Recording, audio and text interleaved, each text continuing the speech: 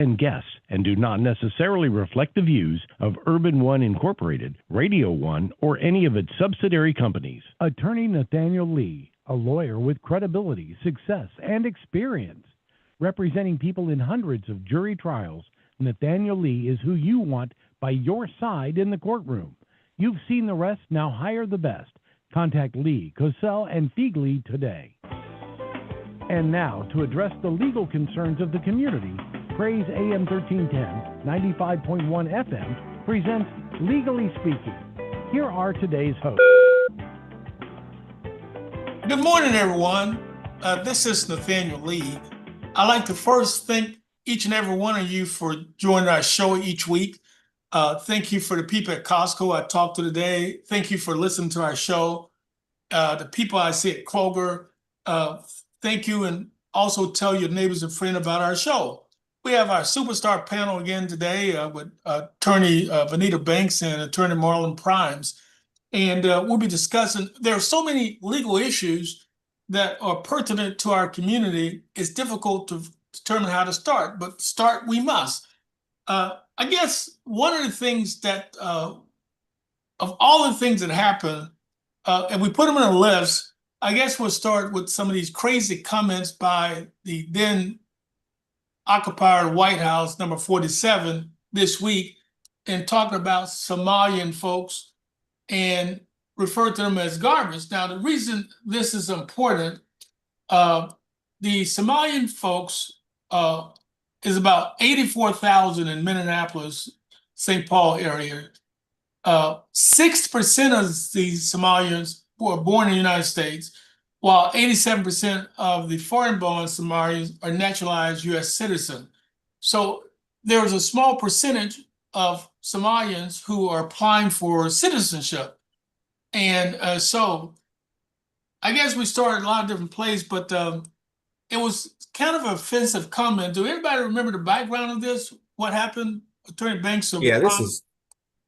This is just awful on a number of different counts. And first of all, just hello, everyone. Good morning to your audience, Nathaniel, and happy holidays to everyone. But this is just awful.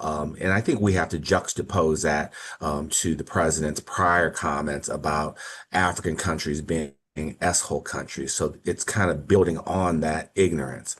And the problem that I have with it is that you can't say a whole group of people are garbage, because it really just defies our history. Number one, these are things that were said during Nazi Germany, when Hitler and the Third Reich were basically demonizing our Jewish brothers and sisters and calling them garbage and calling them cockroaches. And then you had the Holocaust. The same is true, as many of your audience will remember. We had the great tragedy in Rwanda. We had, irresponsible government leaders calling a group of individuals cockroaches. And, shortly thereafter, there was just mass genocide. And so, first the part is dehumanizing individuals. And then history has shown tragedies. And not only in those separate instances, if you look back to 1884, there was a conference in Germany where they basically carved up the whole continent of Africa.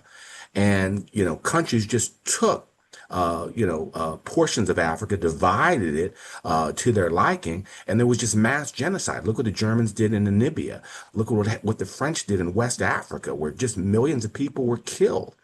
The same is true, when we have this lost cause mythology.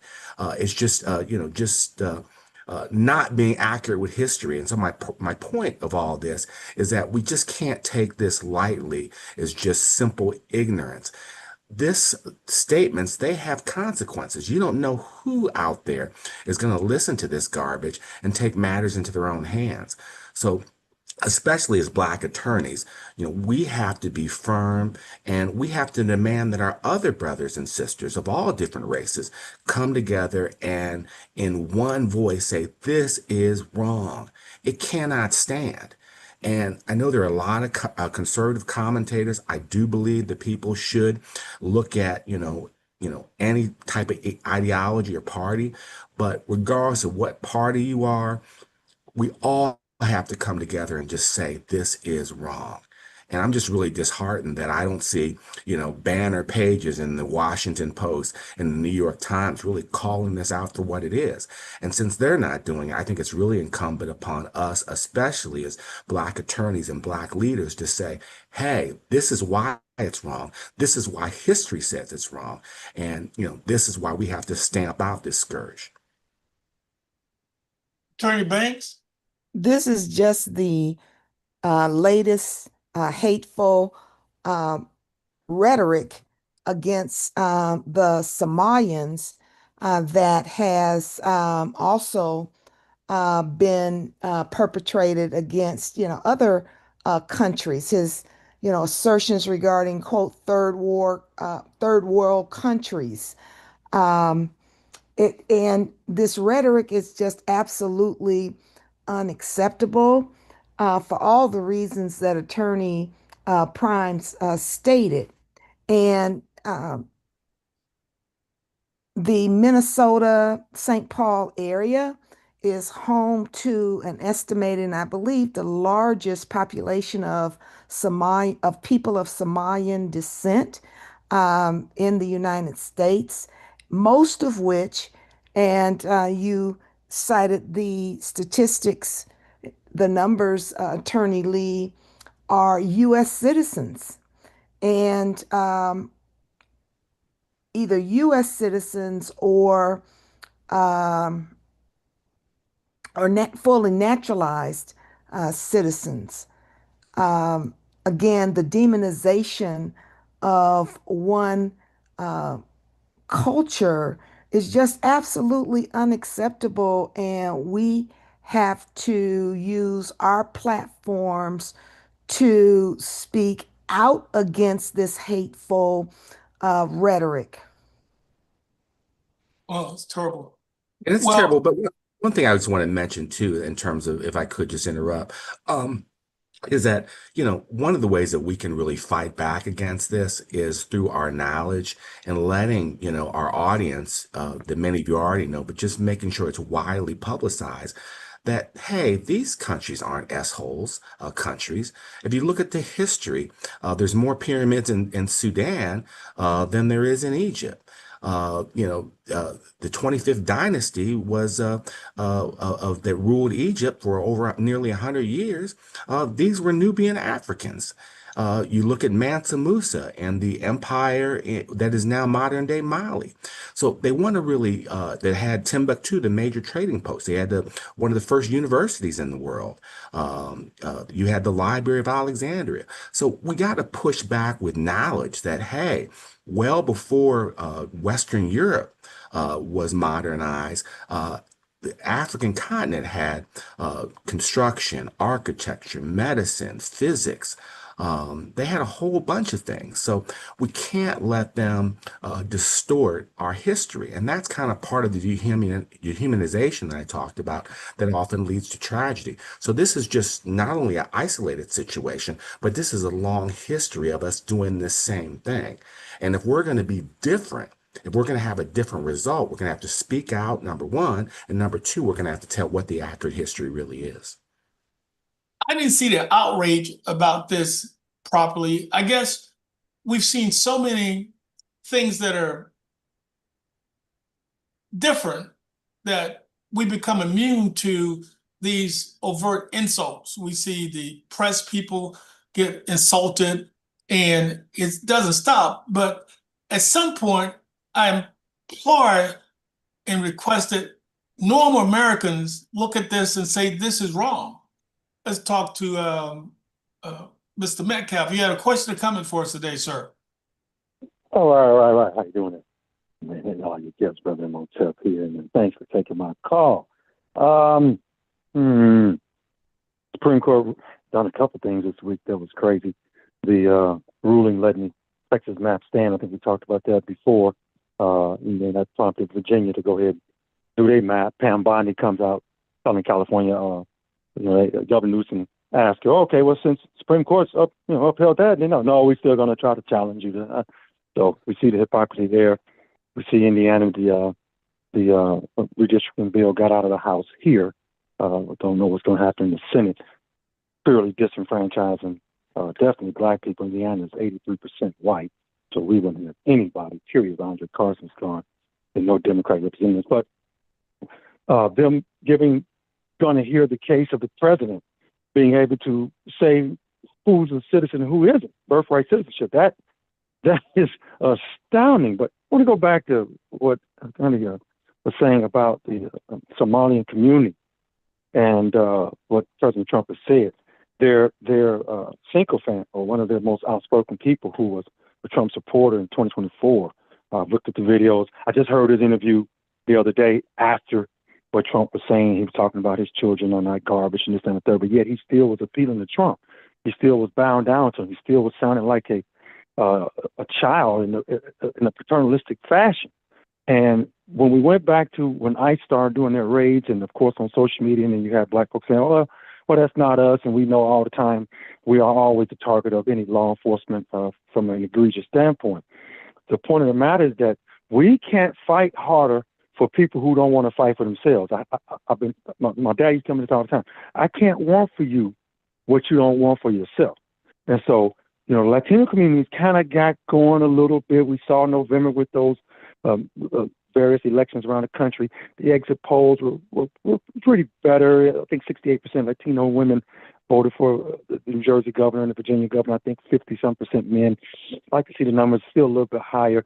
The Somali community, he's their leader. And he's still appealing to Trump in a fashion. And then I'm not going to even get into some of the, because you don't know who may be who, some of the nasty things that's said towards African Americans that have been said by large content creators who've put that out there. I mean, people with 1.5, 2 million followers who've put the kind of things out there they've said about us. So I don't want to get that. I'm a keen person when it comes to injustice anywhere is a threat to justice everywhere. So we need to fight them, but they have to want it themselves.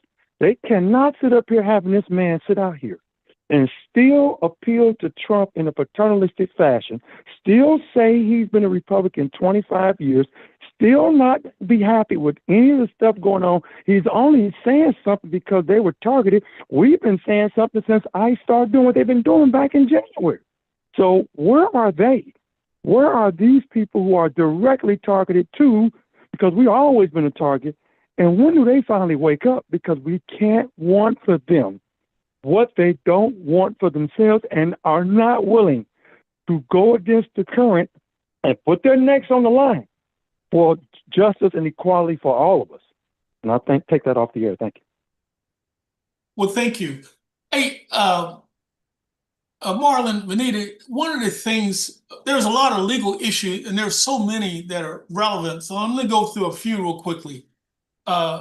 Letitia James' case hit the news this week based on something that's rarely seen in American jurisprudence. That is, a group of U.S. attorneys from another district, by understanding, Marlon, submitted to a grand jury this week that rejected prosecution for mortgage fraud.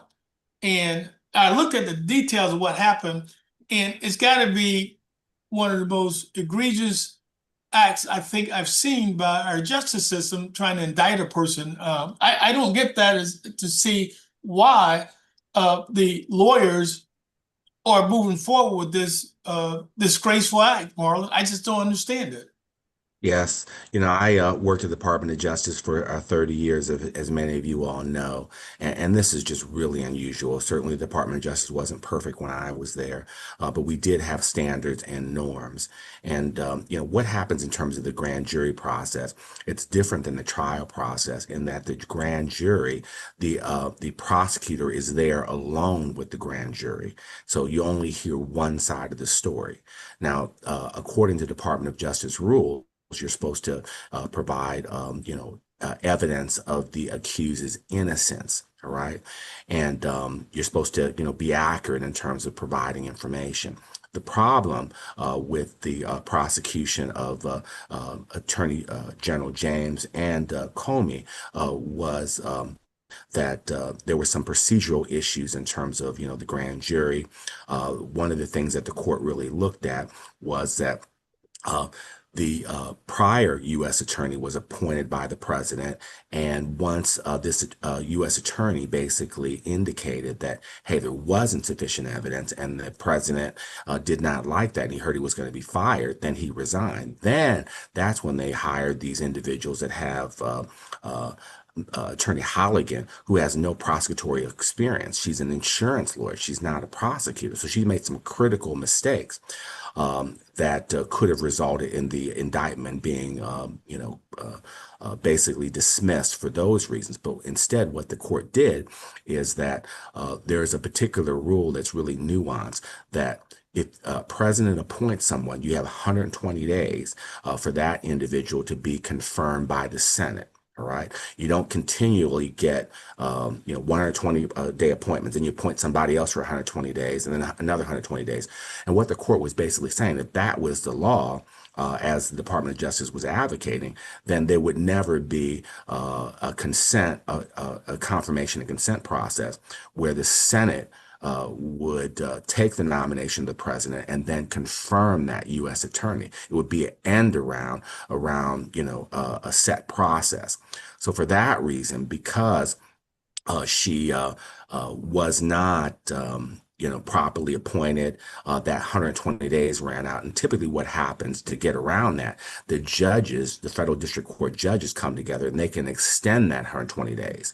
And so they knew Lindsey Halligan was so bad that nobody in the Eastern District, Virginia, the judges says, no, we're not going to extend her term. So if the judges don't agree and that 120-day period expires, then that individual cannot sign indictment.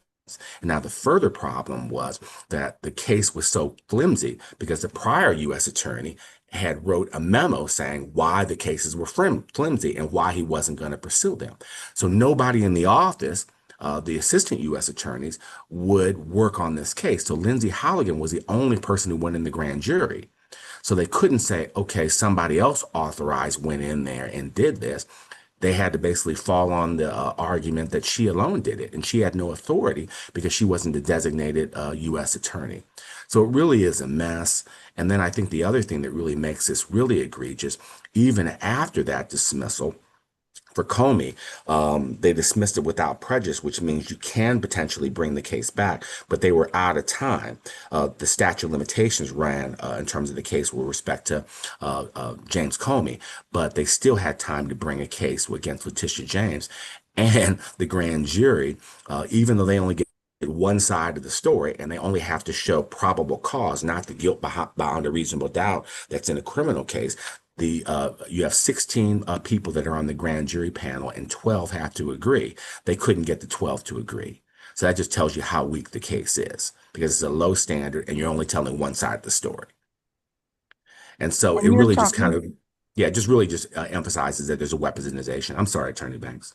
no, exactly what you're saying. Attorney Primes. I mean, this was clearly a baseless, vindictive prosecution in the president's own words, right? And he called for these prosecutions, and the initial prosecutor, a Trump appointee, resisted pressure to bring these actions against James Comey and Letitia James. You'll remember the president's comment about what about Letitia James and James Comey and Adam Schiff? They are, quote, all guilty. Clearly baseless, vindictive prosecutions. Um, in less than 2 weeks, the grand jury refused to re-indict New York Attorney General Letitia James. The um, earlier judge correctly ruled that the prosecutor was illegally appointed in accordance with the statutory requirements. And of course, General Letitia James, who has maintained her innocence, was being charged on a very flimsy indictment based on making false statements on mortgage applications. And as she stated, as this second grand jury refused to, or this second grand jury refused to indict, that the time for this, and I quote, unchecked weaponization of the judicial system must stop. Again, we're looking at the incompetence of the Department of Justice with Lindsay Halligan, who is the president's former personal attorney and insurance attorney who has no prior prosecutorial experience.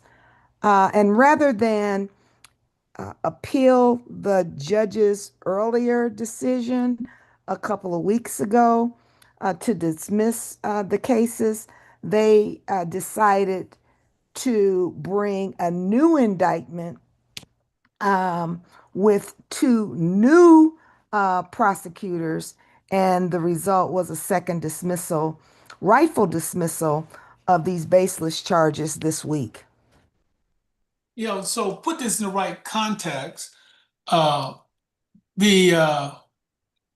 Letitia James got this staggering verdict against Trump.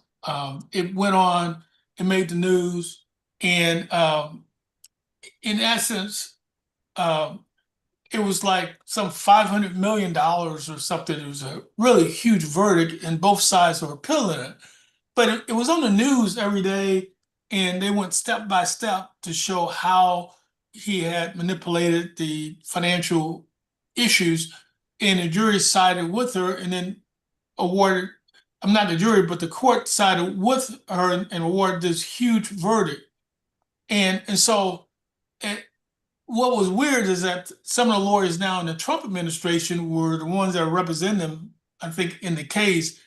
So it's just an incredible type thing when the federal government itself is being utilized as a weapon against political adversaries, I guess in this case, political enemies.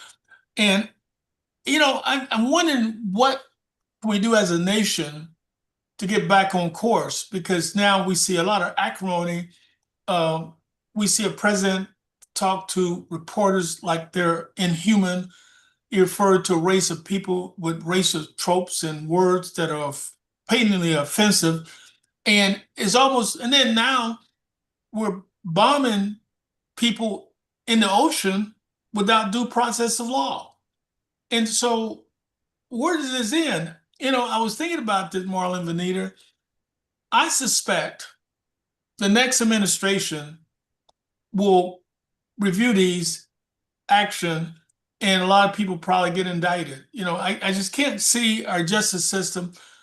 The thing about the American justice system, I always used to tell everybody, it's the greatest in the world because we get jury trials and things like that. And now, the system is being tested. Every day we see these tests to our justice system, and we're just hoping that the justice system hold firm. But having said that, the Supreme Court this week, I thought, entered a staggering verdict in the Texas redistricting case. Vanita, Marlon, I thought that if you're able to demonstrate that it's racial gerrymandering, it should be thrown out. They did a finding of fact, conclusion law, and said exactly what they're doing down in Texas. And then I think last night or yesterday, did the Supreme Court then reverse that decision and affirm the gerrymander that fast? Is that what happened? It is totally a mess. Now, as your audience remembers, we talked about the Voting Rights Act in Section 2 and Section 5. And, what the Supreme Court has basically done is, they said, hey, political gerrymandering is okay. So if they're changing voting districts for political reasons, that's okay, but you can't do it for racial reasons. At least they're suggesting that, as it relates to Section 2. The problem is that your audience has to understand that this is just so unusual. usually what happens is that the trial court is the finder of fact. They make credibility determinations because they've seen the witnesses, they've seen the evidence, and usually the appellate courts, the appellate court, and then the Supreme Court, they defer to the factual findings of the district court because they weren't there. And so what the Supreme Court did is that the district court, it was a three-judge panel out of El Paso, Texas, and the person who authored the opinion wasn't a raging liberal. He was a Trump appointed judge. And they basically looked at the evidence, looked at the witnesses, looked at the exhibits, and said this was racial gerrymandering. And that's why they basically said what Texas did was inappropriate, and we're going to go back to the old map.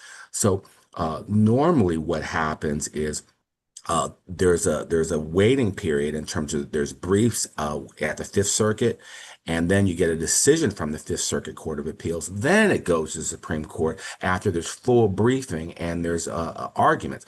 The Supreme Court jumped over that whole process and said, on an emergency basis, we're going to stop what the district court did, and we're going to ignore their factual findings. So it's really unusual. It's just really disheartening, and it's really not consistent with precedent. I really encourage all of your listeners, Nathaniel, to take a look at Justice Kagan's dissent in that case, and it just excoriates the majority opinion for many of the reasons that I pointed out. Yeah. Well, the net result is that decision apparently is giving Republicans in Indiana the green light to do redistricting here. Yesterday, I think the Indiana House of Representatives passed a gerrymandering that would basically split Indianapolis up into 4 congressional districts, which is patently absurd.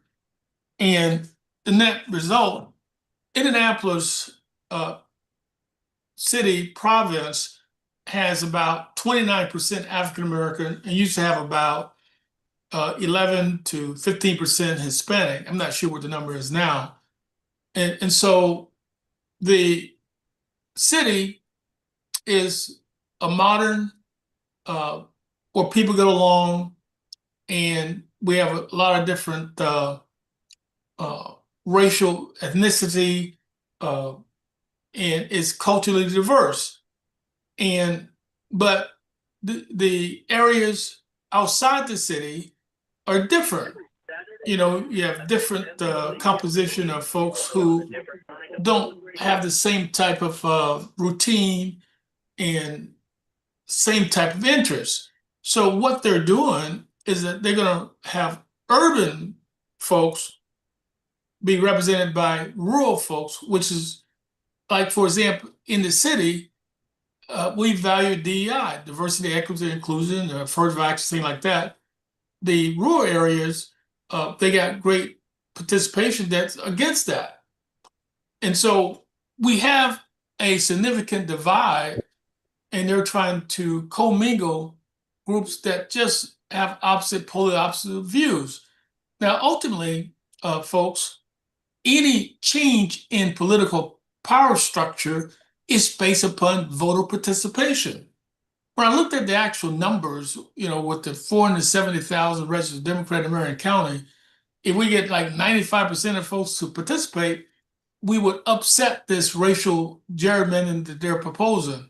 Just keep that in mind. So at the end of the day, what has to occur is that you have to get your neighbors and your friends all to vote early, and make sure they vote appropriately to make sure that we defeat these aggressive tactics to eradicate our rights that we've earned over a lot of years. Okay, Colin, do you have a question or comment for us today? You're on mute. Go ahead. Oh, okay. And we're seeing with many of these examples, of course, that voting has consequences. And looking at the Indiana situation, the redistricting situation, the House voted on a map that would result in 9-0 Republican districts, and currently it's 7-2, and the the redrawn map impacts those citizens in Marion County, Indianapolis, and Northwest Indiana, which includes Gary, Hammond, and other um, counties that are located in Northwest Indiana. And so, what this is basically saying is, and this is an issue that I believe the Congressional Black Caucus and all other leaders that are concerned about preserving our democracy, the result of this redrawn map would be that there would be no Democratic representation from the state of Indiana. And Andre Carson's seat is jeopardized. And there's one other congressional seat, Attorney Lee, that's jeopardized or at risk in the Northwest Indiana area. And so I know that there have been protesters at the Indiana State House. I've also read that one of the conservative um, uh, organizations have, been very loud and clear regarding their views on this. The state representatives have been harassed and threatened, and their homes swatted. And this behavior just simply has to be, it's unacceptable, and it just should not be happening. And so, Attorney Lee, what are we seeing at the actual State House in terms of citizens' response to this redistricting effort? Well, we had a lot of folks show up, but what I didn't see was a lot of African Americans. The people that will probably be mostly adversely affected are minorities, but we did not show up. And what is most disappointing, Counselor, is the fact that we have not shown up proportionally on election day. And that's why, in part, why we're in this nightmare situation now. If we were to get out of 470,000 Democrat in Marion County, about 450,000 vote, we will win the statewide election. But one of the arbitrages that holding us back right now is the lack of voter participation. Now, caller, you have a question or comment for us? Caller, go ahead. Yes, this is Guy calling. Season's greetings to everybody. Just wanted to ask you a question. Have you ever seen the Supreme Court take up issues as fast as they're doing, which disproportionately seems to favor the Trump administration? I mean, have you ever seen them work so fast in terms of their determinations? I better have Marlon. No, this is really unusual. The way our federal system works, and even our state system, you have a trial court, which is a federal district court, and usually it takes, a year, if not longer, for a case to get to that system. An appeal takes about a year to the applicable federal circuit court, and then it's usually a year after that before it goes to the Supreme Court. So it takes a while for these issues to get to the Supreme Court normally. And the reason why you want to have that deliberative process is that you want to sort out what the real issues are and have those briefed. In other words, the lawyers writing legal, memos and briefs about the issues, and then the court doing an analysis so you get to a fair result. What the Supreme Court is doing, they're doing something called the shadow docket. And so what that basically means is that they're not waiting for this normal process for a case to go to the federal appellate court and then go to Supreme Court. On an emergency basis, the Supreme Court is intervening and saying, hey, stop what you're doing, district court. And that's unprecedented. Now, there is a procedure for the Supreme Court to do that, but it's when there's truly an emergency. For example, someone is about to be executed and there's a question about whether or not their constitutional rights were violated. Those are what previously the shadow docket was reserved for, because you couldn't wait for that issue to get to the court because someone would be, executed. So the Supreme Court has really taken this, to another level. And I saw some statistics that said that there's well over a 90% approval rating for the Trump administration when they race the Supreme Court on this shadow or temporary docket. And it's really unfair to our district court judges around the country because the Supreme Court, as I said before, they're not looking at the witnesses. They're not doing the fact finding, and they're substituting their judgments and determinations for what the district court saw with their own eyes. So it's really unfortunate. It's really problematic. And Justice Ketanji Brown Jackson really has, been mentioning this quite a bit in her dissents. And I really recommend that to your audience, Nathaniel, to take a look at that, just to, see from her perspective how unusual this process is. And also, I wanted to say that, as you probably know, the folks that came out recently, including Senator Mark Kelly, about troops not obeying illegal orders. This was very important, I think, because if you look at what the Trump administration seems to be doing, they're taking their plays straight out of the Nazi regime under Adolf Hitler, Goebbels, and whatnot. They're taking the playbook. They have eliminated some of the top judge advocate generals in the military and replaced them with their people. They are, as you mentioned earlier, they are having folks that disagree with them being threatened by violence. So if you look at everything that's going on, they're very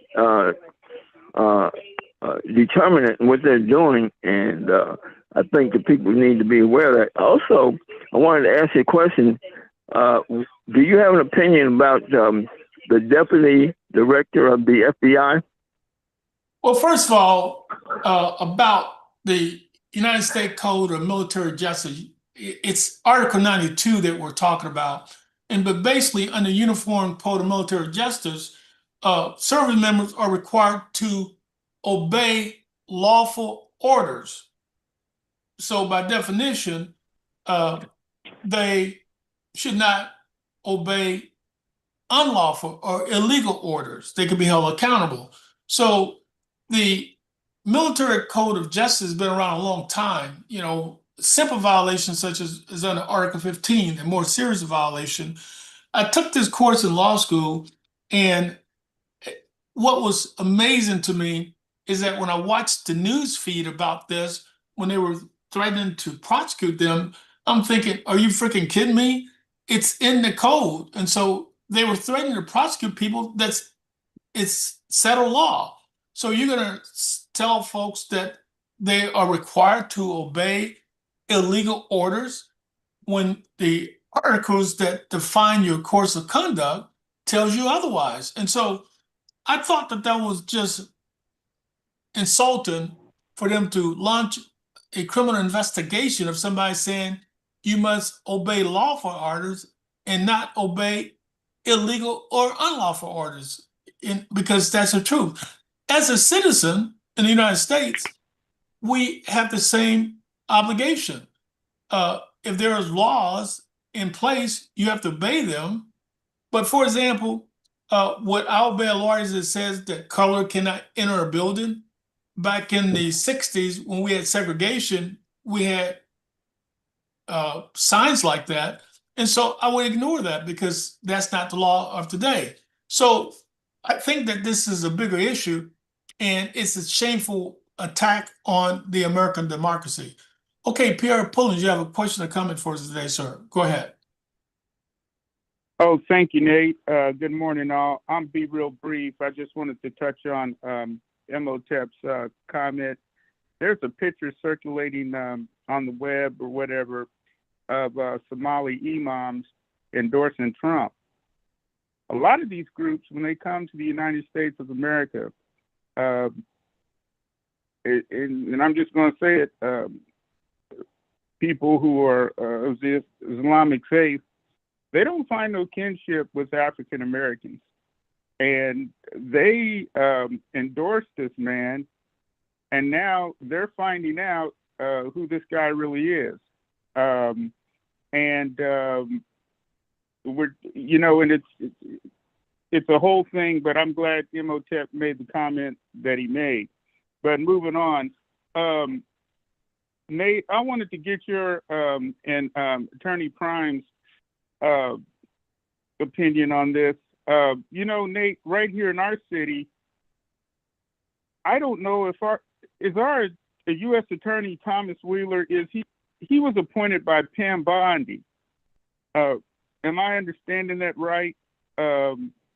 He was appointed by our Attorney General to fill a temporary vacancy.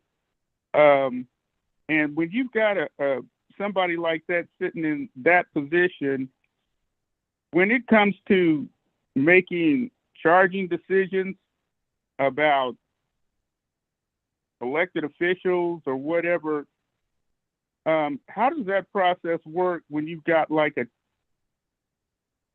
interim appointment or whatever sitting in the U.S. Attorney's seat?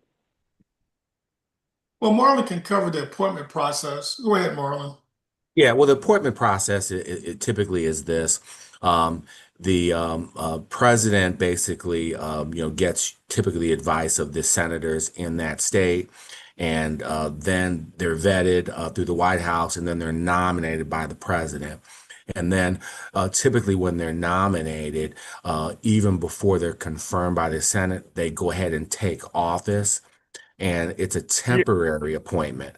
And then, after that 120 days expires, then, that is vacated unless it's extended by the district court judges. Typically, the judges do extend it, but if they don't, then, the president can't do an end around the Senate and just still bring people off the street to serve in 120-day roles, because otherwise it would never be any U.S. attorney confirmed. And as we've been talking earlier about the things going on with Prosecutor Holligan in the Eastern District of Virginia, the U.S. attorney has a lot of power, and you want that not only appointed by the president, you want advice and consent and confirmation to make sure that we have an appropriate person who is duly qualified.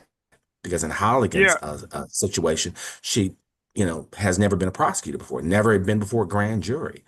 So we really need that process to stay in place, and I'm really glad that at least the trial court judges, recognize this is important, and that's why they dismiss the indictments. Now, Pierre, one other matter. Pierre, there's something else that I want you to grasp that's very important. Majority of the Somalian voted Democrat, but here's the problem. A lot of voters are single interest type voters. Like one of the persons who Hall of Famer is Tony Dungy. He Hall of Famer, he led the Colts to a Super Bowl, and he had an extraordinary coaching career. Tony Dungy is against abortion. So he supported Republican agenda based upon the abortion issue, right? So I doubt that would support the racial animus being directed toward black, but he did support the president's agenda as related to abortion. And so I think that that's a fallacy. And, there are certain people, they vote against the Democratic Party because of gay rights issue, for example. And then, issues like that. And unfortunately, they're single interest voters. And so we see that even with some of the Hispanic folks, they supported the Republican. Now they're regretting it very harshly. However, they vote on these single interests and they overlook the fact that the interest that they're voting on is not accurate a lot of time. I could give you a lot of examples, but the point I'm making is that that's one of the issues when you're dealing with it. It's a little bit more complicated than saying that the group did, but they do things that they think are important to them. Well, yeah, and another group that didn't support us was the Palestinian group up in Michigan. They didn't vote for Kamala Harris. They went another direction. One last question on the UCMJ and stuff. How was a troop? How was a soldier, sailor, airman? Now, you know, some things are obvious, like you don't shoot a bunch of unarmed civilians or women and children or whatever like that. But how's a troop supposed to know what's a lawful order and what's an illegal order? Say you got a terrorist sitting right in the middle of a family and he's building a bomb, and right there next to him is a bunch of civilians, and you got some drone commander telling some young troop, okay, hit the button, you got to take this guy out. You know, what's a sailor, how is a soldier sailor supposed to know what's a lawful order or not? And then if he doesn't do it, there's not going to be anybody there other than his trial defense counsel helping him when they go after and try to court-martial that soldier. That's the problem you run into when you start telling soldiers and sailors and airmen not to follow illegal orders. I mean, we pretty much know what an illegal order is, like the airplane, like the helicopter pilot that put himself between civilians and Army troops during My Lai massacre. But, you know, that's tough. And I'll take it off there. Thank you. Hey, Pierre, Yeah. that's an excellent point. And let me explain the difference. This is very important. You know, when I was a soldier, the thing that I followed is what was going on in Vietnam, because I was in the military during the Vietnam War, at the end of the Vietnam War, right? So here's something that you would know as a soldier, you know, even if you're a lower ranked soldier like I was. If the orders say, go and kill these children and women in this village, your response would be, hell no, I'm not gonna go kill no damn kids and stuff like that. So on the surface, you would know that that would be a legal order. On the other hand, if they say we have a bunch of communist, you know, Vietnamese soldiers in the woods, those are people that you're required to kill. So that's the order you have to follow. So on the surface, it's really complicated in actual battle situation. Like this bombing of these boats, the lower ranking people would not know what the intelligence component would be. So I think in that situation, they will be protected. So even if they go ahead and bomb this, they're following the order of a commander who they're required to do, right? So in that situation, it's a little bit more complicated, but in some situation, it's pretty cut and dry. In others, it's a little bit more complicated. And so these bombing of these boats is a complicated process, because you're assuming arguendo that the intelligence being provided to you is accurate. And what they're saying is that these boats are being used to attack America. And they created this fake war with these Venezuelan boats, which is incredibly crazy stuff. And so we've not seen this occurring in our democracy. At least I've not seen it. And so where we unilaterally start bombing people. Now, what's wrong with that is this. Assuming arguendo, for the sake of argument, that these boats were drug runners. Now, assume that that's to be true. Under our Constitution, we have this process called due process of law. So due process of law means that you arrest the people, you collect the evidence, you present it to a magistrate, they get indicted. If they're convicted, they serve time in prison, usually about 10, 12 years. They don't get the death penalty.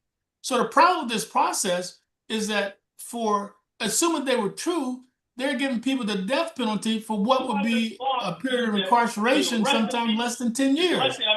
And that's what I see as the problem with this process. And additionally, lack of clarity relative to the facts. I'm hearing recently over the last 24 hours that this particular boat in question was not even headed toward the United States. Now, we'll have to continue to listen more as to whether or not that is true. But what we've seen since September is 22 strikes, um, over 87, an estimated 87 people killed since September. And one of my questions is, why isn't the Coast Guard handling these types of matters?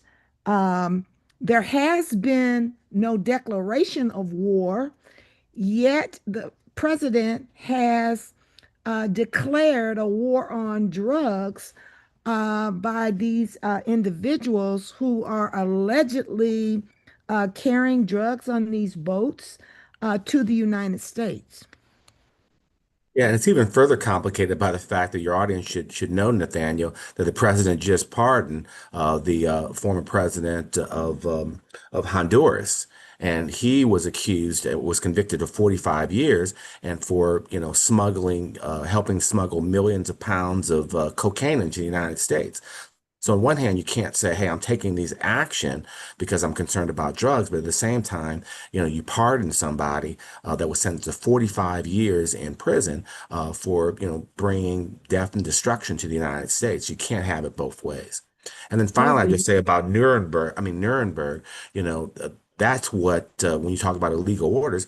Hey, we invested, as the United States invested a lot of time in that. In fact, a sitting Supreme Court justice was a key prosecutor, Justice Jackson, and they dealt with that same issue about illegal orders. And you're right, Nathaniel, you can't kill women and children, you can't engage in genocide, and we're invested in that. And if we don't adhere to that, how do we expect when our soldiers are captured that they're going to be treated fairly?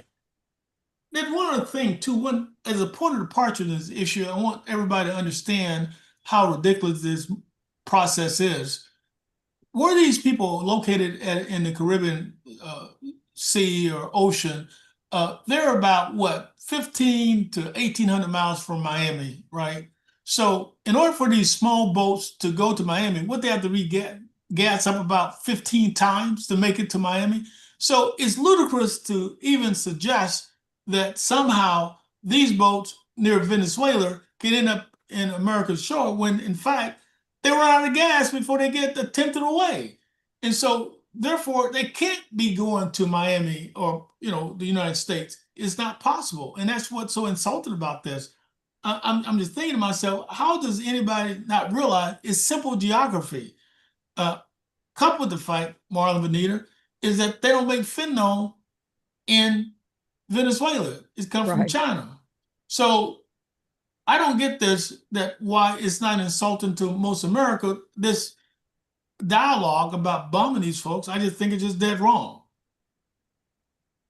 And certainly, this second strike against the boat, those survivors were no threat at that time.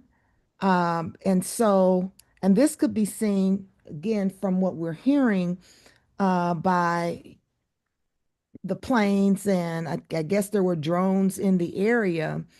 And um, it appears that what we're seeing with respect to the targeting of these boats in the Caribbean is a violation of the Geneva Convention. And it's just absolutely shameful. Yes. Well, I'd like to thank our callers for calling in today and our superstar panel. And there are so many legal issues that are occurring real time, and we can't cover them all, but we work to cover as many as possible. So join us next week as we further discuss these issues that are issues of the day. I'd like to thank our superstar panel, Attorney Primes and Banks, and also all the callers that call in each day and support our show. Continue to tell your neighbors about our show and log in next Saturday. We deal once again with legal issues of today. Thank you.